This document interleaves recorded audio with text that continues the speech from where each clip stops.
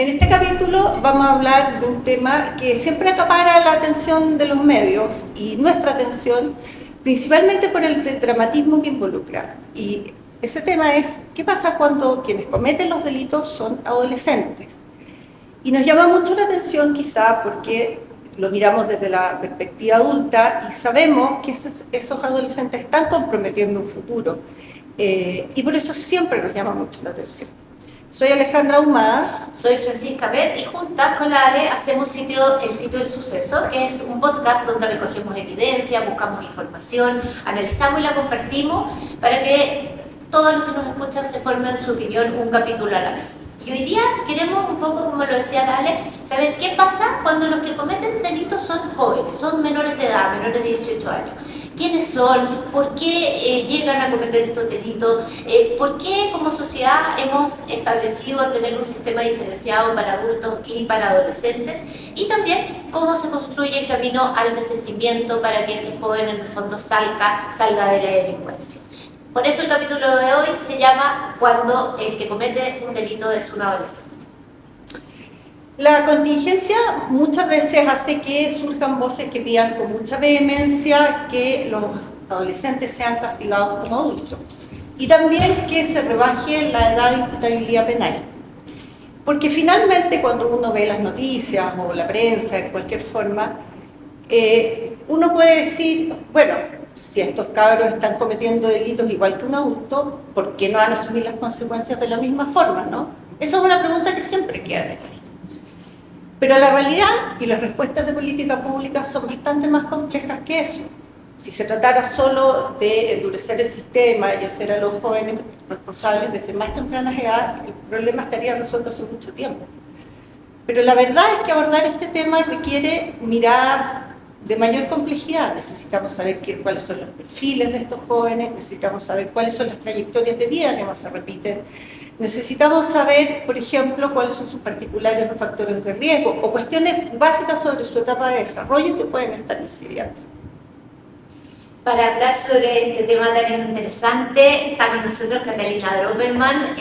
La Cata es directora del Centro de Estudios de Justicia y Sociedad del Instituto de Sociología de la Universidad Católica de Chile, entre otros muchos roles que cumple, pero también profesora investigadora en la Escuela de Gobierno de la misma universidad y larga trayectoria académica también, psicóloga de la Universidad de Valparaíso, doctora en criminología de la Universidad de Cambridge y uno de tus libros, que fue tu tesis, ¿no, Cata? Sí. Uno de su libro publicado sobre las transiciones de los jóvenes, en el fondo, cuando empiezan a salir o se pueden acercar al desentimiento, al abandono de la actividad delictiva, recorre con mucha profundidad cómo el desentimiento puede ser propio y puede no ser un tema binario, ¿verdad?, de blanco y negro.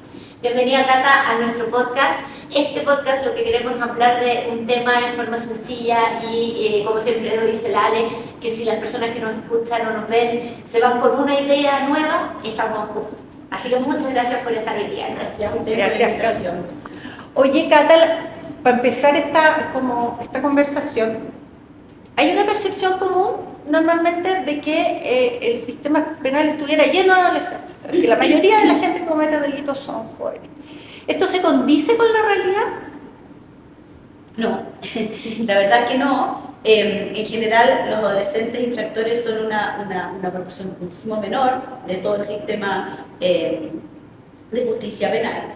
Y tal vez lo que es más interesante es que la participación de los jóvenes, los ingresos a la ley de responsabilidad penal adolescente ha ido disminuyendo considerablemente desde el año 2009 hasta la fecha. Han ido bajando, digamos, todos los ingresos, si uno lo mira de manera agregada. Todavía no alcanzan los niveles prepandémicos, aunque existe la percepción de que podría llegar a subir y ya no seguir a la baja, sino que volver a los niveles prepandémicos, porque obviamente que durante la pandemia se ha bajado aún mayor. Pero de todas maneras, si uno mira longitudinalmente, esta curva es una curva que va a la baja, y eso no es un fenómeno que está ocurriendo solo en Chile. En general, la justicia juvenil en el mundo, los ingresos están disminuyendo. Ahora, si nosotros desagregamos por tipo de delito y sacamos a los delitos más violentos, como por ejemplo robo con intimidación, robo con violencia, robo en lugar habitado, Esos delitos sí rompen un poco esa tendencia y empiezan a tener una tendencia un poco más al alza. O sea, los únicos que no siguen esa tendencia son los delitos violentos. Entonces podemos decir que, claro, que los jóvenes probablemente cometen menos delitos, tienen menos ingresos, pero se concentran mucho más los ingresos en delitos más violentos. Lo cual ocurre también con los homicidios, que también han aumentado considerablemente también dentro de ese grupo. Y en ese sentido, Cata, cuando un joven llega a cometer un delito, ¿cómo viene? ¿De dónde viene? ¿Cuál es su trayectoria? ¿Por qué llega, en el fondo, siendo adolescente y a veces bien cercano a la infancia a cometer delitos? Sí. Bueno, en general los datos nuestros, que se condicen con los datos como internacionales, dan cuenta de que en general las conductas delictuales comienzan promedio a los 12 años, en el caso de los adolescentes infractores. ¿Y cuál es la trayectoria de vida que han tenido esos jóvenes? Yo creo que tal vez lo que más llama la atención es que esta como separación que tenemos en general entre víctima y victimario, en los jóvenes no están así. O sea, acá hay un traslado importante en sus trayectorias de vida donde ellos también fueron víctimas.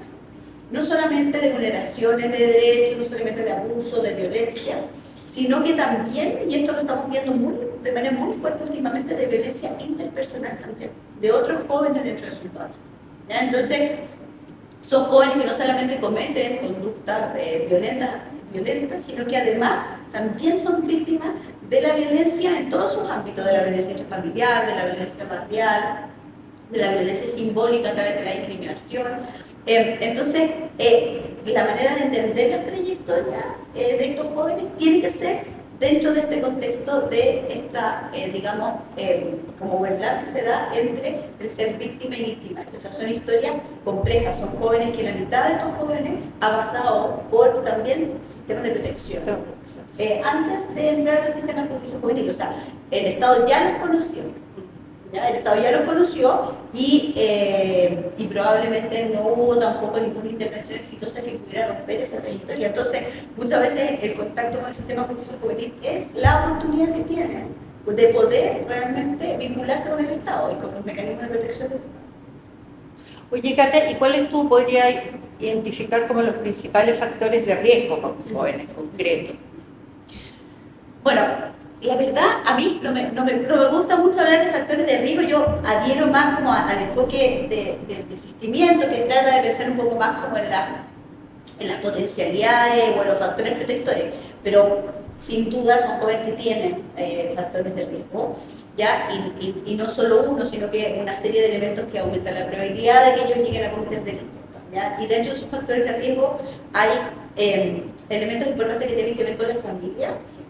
Familias donde no hay buenos mecanismos de cuidado, de protección, familias negligentes muchas veces, y un altísimo porcentaje de alrededor de un 80% de familias que han estado también previamente en conflicto con la ley. O sea, para estos jóvenes es natural el contacto con el sistema juvenil, el paso por la cárcel de su tía, parte de su entorno de socialización, digamos.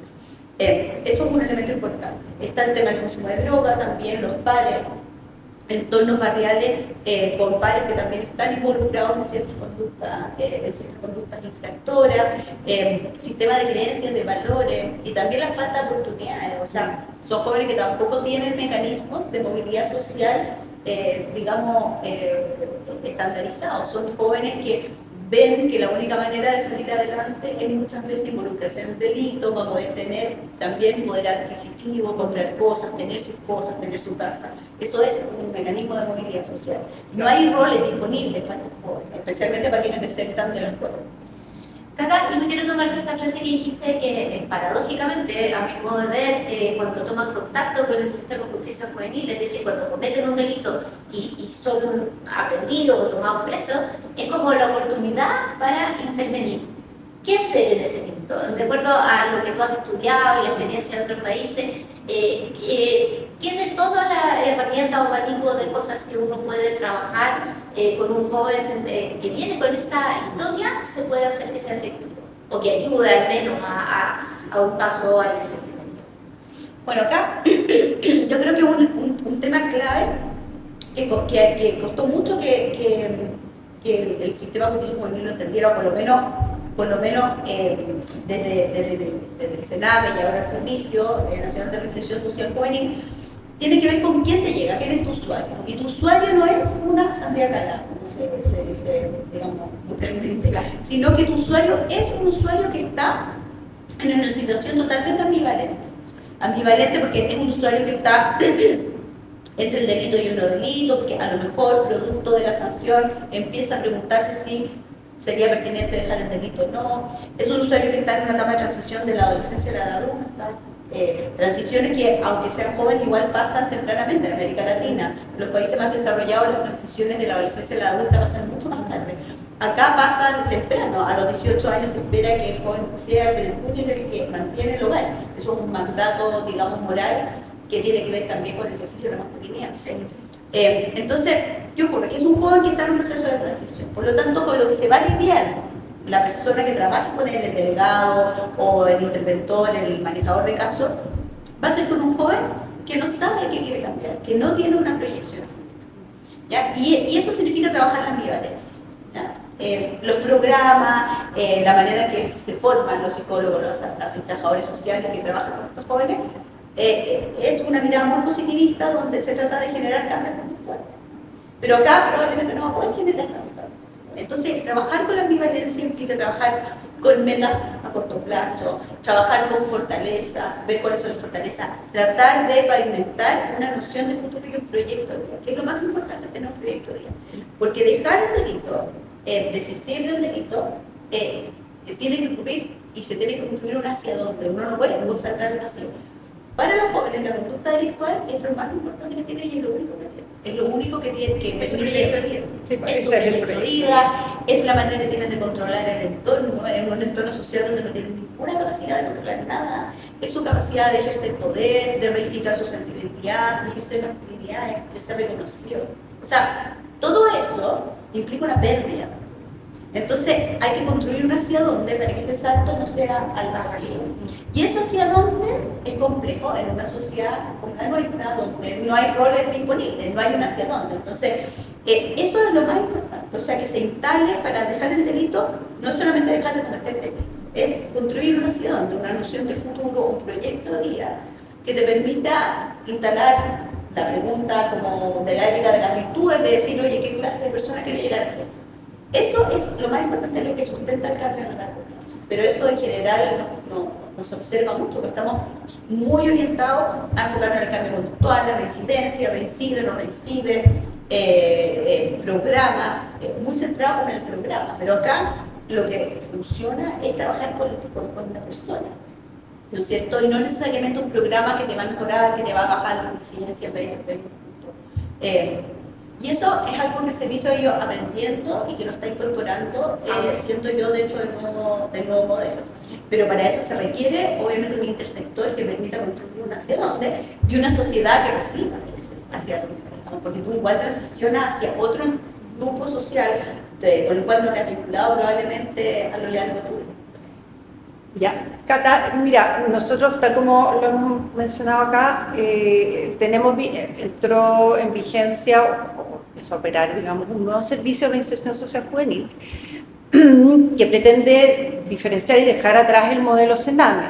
¿Cuáles crees tú que son los principales desafíos que va a tener este servicio, que está teniendo? ¿Cómo lo ves tú?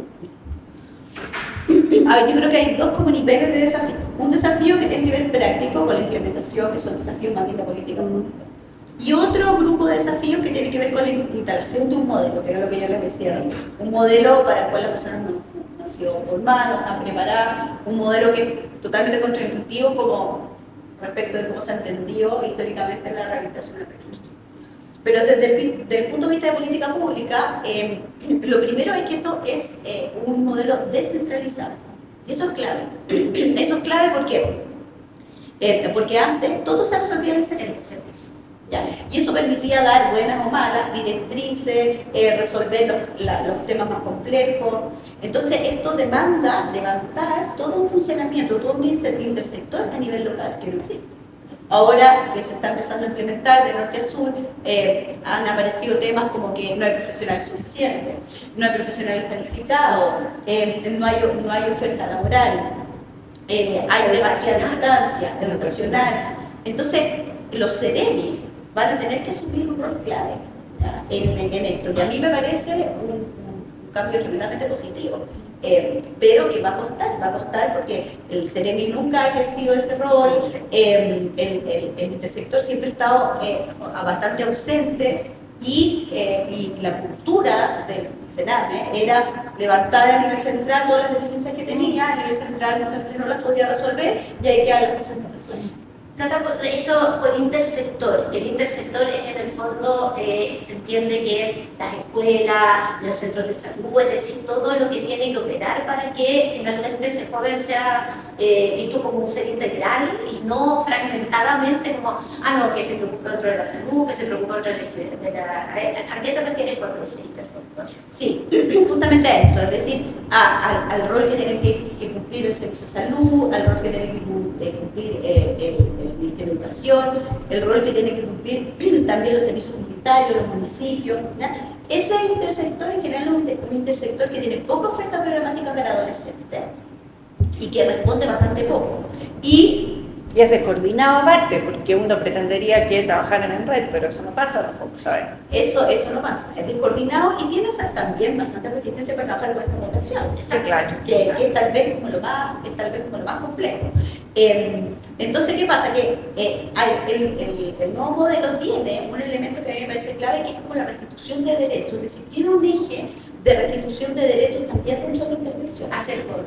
Hacer joven. Entonces, todos los elementos, y de trabajar como la gravedad del caso desde el punto de vista de los derechos. Entonces, a ti te llega un joven y tú no vas a empezar a trabajar con el eje criminógeno inmediatamente, a ver cómo disminuimos la reincidencia, sino que tú también tienes que restituir ciertos elementos para que el joven pueda comenzar a operar en el sistema. Entonces, si el joven viene con un consumo problemático de droga, eso se debe solucionar antes de comenzar el resto de la intervención. Si el joven tiene un problema de violencia intrafamiliar grave, eso también. Entonces, eso es positivo, porque es positivo, pero es tremendamente complejo, porque te establece que tú tienes que trabajar como con un colchón mínimo de protección social para que el resto opere. Es como, si no era como era antes, es como poner a correr a personas que tienen piernas largas, personas que tienen piernas cortas, meter un animal, meter un pez que está dentro de una pecera y decirle, bueno, vamos, corran todos y llegan a la misma meta, ¿no? O sea, una serie de canchas en el fondo que tú tienes que aplanar antes de pedirle al joven que comience a generar algún mínimo proceso de cambio. Y eso yo creo que es lo más desafiante, porque el resto son técnicas, son estrategias. Se está trabajando mucho más el vínculo con el delegado, que puede ayudar a potenciar procesos de seguimiento. Pero si eso no está, va a ser muy difícil poder generar resultados. Y muy injusto también, porque tú no puedes tampoco exigir o poner una meta a un joven cuando tú tampoco estás dando las condiciones mínimas para que lo haga. Tengo una pregunta que no estaba que habíamos conversado, pero me surge. Tú hablaste varias veces del tema del hombre, ¿verdad? Cómo se ejerce a través de un cierto rol. ¿Qué pasa con las mujeres adolescentes? Porque nosotros hemos tratado en otros capítulos la situación de la mujer, por ejemplo, privada de libertad, y es distinto. ¿Qué pasa con las adolescentes mujeres? Bueno, que además son poquititas de cierto. Son súper pocas. Son súper pocas. Pero claro, igual la proporción es parecida también un poquito menos, tal vez, de la proporción que se da en adultos, pero igual son obviamente pocas. Yo estudié harto a las mujeres adolescentes infractoras, que está publicado en el libro que tú mencionaste, para ver un poco sus trayectorias de vida. Y es bien interesante, porque es un perfil muy específico. Las mujeres que delinquen y que cometen principalmente delitos de droga, que son como el 70% de las mujeres que están hoy en la cárcel, esas mujeres comienzan su conducta delictual súper tardíamente. A los 32 años en promedio son mujeres. Muy tardíamente.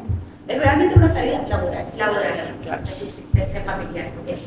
Pero quienes comienzan tempranamente tienen una trayectoria delictual bien distinta. ¿Ya? Empiezan también en promedio a los 12 años, tienen carreras más cortas que los hombres y las mujeres, pero comienzan a cometer delitos que no son los delitos tradicionalmente, o que tradicionalmente cometen las mujeres. Hay un grupo importante que comete hurto, ¿no es cierto? La mechera, Robo por sí. sorpresa, la mechera. Pero hay otro grupo que, donde la conducta delictual también opera como un mecanismo de resistencia de género, ¿ya? Y eso es bastante interesante, o sea, el de cometer delitos para estas jóvenes es un mecanismo como de emancipación. Es un mecanismo de emancipación en el ámbito así más feminista de armar un proyecto de vida. Son chicas que pasan muchas veces desde el cuidado de sus papás y de ser mantenidas por sus padres, abandonan el colegio, no tienen trabajo, tampoco muchas de ellas buscan trabajo, y pasan a ser mantenidas por las parejas, y ahí cuando terminan con las parejas queda una situación como de limbo, y ahí tienen que, digamos, salir a robar para poder mantenerse. Ese robo muchas veces va escalando, y algunas hay un grupo que también como que traspasa, hace lo que en teoría género se llama gender crossing, como al género del otro, para asumir conductas que son tradicionalmente de otro. Y lo complejo es que en ese proceso se da un sentido de autoeficacia tremendo. O sea, si tú le preguntas a esta chica en tu trayectoria vida, ¿cuáles son los momentos en que te has sentido más autoeficaz, más llena, más orgullosa? Cuando robaba yo era buena para robar. Yo era buena, era inteligente, planificaba, tenía habilidades, yo era la líder de la banda con chicos hombres, más chicos que yo, mandaba. O sea, Entonces, es un empoderamiento, pero así. es un empoderamiento importante para esa chica. Entonces, ¿qué es lo complejo? Que genera cierto empoderamiento y eso genera también cierta resistencia frente al proceso de asistimiento, porque el proceso de asistimiento implica... Les quita todo eso. Les quita todo eso. Y esas transiciones, que fueron las que yo estudié, esas transiciones se dan dentro de los roles que están disponibles para esas mujeres de esas clases sociales. Por lo tanto, el proceso de transición es un proceso de transición a roles normativos de género, pero de lo más profundo que no se puede imaginar. Entonces ellas transicionan y te dicen, en los relatos que yo levanté para mi libro, las mujeres te dicen, no, ahora que dejé de delinquir soy más buena, soy menos flight, soy más de la casa, estoy tranquila, digamos, me hago cargo de los hijos, muchas de ellas hacen esa transición. Retornan a roles súper femeninos de nuevo. Súper femenino, absolutamente segregado en la esfera de lo doméstico y anclado en la ética del cuidado. Es decir, yo cuido a otros, sirvo a otros y me redimo a mí misma haciendo eso. Entonces eso es complejo porque eso no es un proyecto de vida. Eso es un proyecto de redención. Entonces para tú realmente generar un proceso de asistimiento en el largo plazo, tú tienes que generar un proyecto de vida. Y ese proyecto de vida es el que para estas mujeres no está disponible. Y la oferta programática que les siguen dando es una oferta programática estereotipada de género donde le enseñan a servir a otros. Nuevamente, la ética del cuidado. Atender, servir, lavar, cocinar, peinar, embellecer. Exacto. Talleres de peluquería. Exacto. Oye, Cata, bueno, y para cerrar esto, te queríamos preguntar, ¿cómo ves tú el tema del joven infractor en un contexto que está como en alza en el país, que es el tema del crimen organizado y las bandas que vienen de extranjero? Porque también se ha hablado mucho públicamente de la captura de los jóvenes por parte de las bandas. Entonces, ¿cómo ves tú ese fenómeno ahora? Mira, por lo menos en la evidencia, bueno, no hay muchos datos todavía, ni datos agregados como de muy buena calidad como para poder decirlo. Nosotros sí hacemos mucho trabajo en campo con jóvenes. Este año hicimos un estudio de violencia y jóvenes en varios barrios y pudimos obtener alguna información que es cualitativa, pero que sí da ciertas luces respecto de cómo se dan estos mecanismos. De ahí lo que nosotros pudimos observar, que esta como supuesta coartación de las bandas de crimen organizado a los jóvenes no es tan así. No es tan cierto. Primero, hay un argumento que se comenta mucho y es como que los reclutan porque son inimputables. Pero tú comprenderás que es una mano de obra, digamos, totalmente reemplazable, que a la persona que está en el crimen organizado no tiene ningún beneficio para ellos que el joven sea inimputable. O sea, ese argumento me parece que no tiene mucho así. Pero los jóvenes tampoco se vinculan mucho con otras bandas, pero sí se está viendo generación de bandas de pares, que eso antes no se veía Con para las pandillas hacia atrás. como pandillas, pero con una estructura súper distinta de las pandillas latinoamericanas. No es una pandilla que responde como a una pandilla superior que tiene ciertos brazos. No una célula, digamos. Para nada. Son pandillas de jóvenes que se juntan, se organizan, buscan una identidad, le ponen un nombre a esta pandilla y la muestran en el Instagram, en el Facebook, en TikTok, en eso. ¿Y ustedes están de acuerdo a eso? Tienen mínimos como mecanismos de organización, incluso hemos pesquisado relatos de jóvenes que dicen que ahorran como para invertir en armas, o sea, para potenciar la banda, pero todavía algo como bastante incipiente. Ahora, ¿qué es lo que sí ha cambiado? Y eso sí está vinculado probablemente con el crimen organizado. Ha cambiado el tema de la disponibilidad de armas. Y los jóvenes antes uno veía una delincuencia muy orientada en los jóvenes. La delincuencia juvenil siempre es expresiva y no instrumental. Eso es como un elemento clave que hay que tener en cuenta. Es decir, los jóvenes lo que buscan es comunicar algo a través de su conducta delictiva. No es meramente instrumental, no es solo para tener plata. Entonces, ¿qué ocurría? Que los jóvenes robaban y con eso ingresaban simbólicamente dentro de la sociedad del consumo. Entonces los jóvenes robaban, reducían, con esa plata iban y compraban la zapatilla, porque no era robar la zapatilla, es comprar la zapatilla, es decir, ejercer el acto de consumo que te permite sentir que eres parte de la sociedad, ¿no es cierto? Y tenían ciertos códigos, el código del choro, que había ciertas cosas que se hacen, ciertas cosas que no se hacen, ¿no es cierto? Hoy en día estos códigos se están perdiendo. Hay una delincuencia que es expresiva en su nivel máximo, digamos, expresiva en su nivel ya claro, y de imagen, donde lo que los chicos empiezan a hablar ahora es del poder del armamento. Ahora ya no es el poder adquisitivo, es el poder del armamento. De tener más armas para mostrar, para intimidar, etc. Entonces eso hace que si antes la pelea entre los jóvenes, que también van en aumento, la violencia interpersonal va súper en aumento, dentro de los centros también hemos levantado esa estadística y van en aumento, o sea, las riñas que se dan adentro, afuera de los centros, en el caso del cerrado, que bueno, ya no sé más si me cambiaron no me acuerdo ya cuál es el nombre nuevo, ahí gran cantidad de relatos y de denuncias que el servicio las tiene que pesquisar, de jóvenes que cuando van devolviéndose, por ejemplo, al semicerrado, hay riñas, peleas. Esas peleas antes eran con cuchillo, eran con y ahora son son mucho más letales. Claro. Súper interesante el tema, obviamente no estamos ni cerca de agotarlo, no. Pero... Para el próximo ciclo tiene una nueva invitación y seguiremos en esto. Pero antes de cerrar, nosotros tenemos acá una tradición que es las recomendaciones y cuando tenemos invitados siempre les decimos que la recomendación sea el invitado, una de ellas al menos. Ya, bueno, yo soy un poco fome, soy un poco nerd, entonces no se me ha ocurrido tanto que decir, entonces bueno, pero para que esté vinculado voy a recomendar un libro que yo leí en el verano de Manuel Carré que se llama B13 y que es súper interesante porque es una crónica judicial que utiliza métodos parecidos a los que utilizamos nosotros cuando hacemos investigación, que es la observación.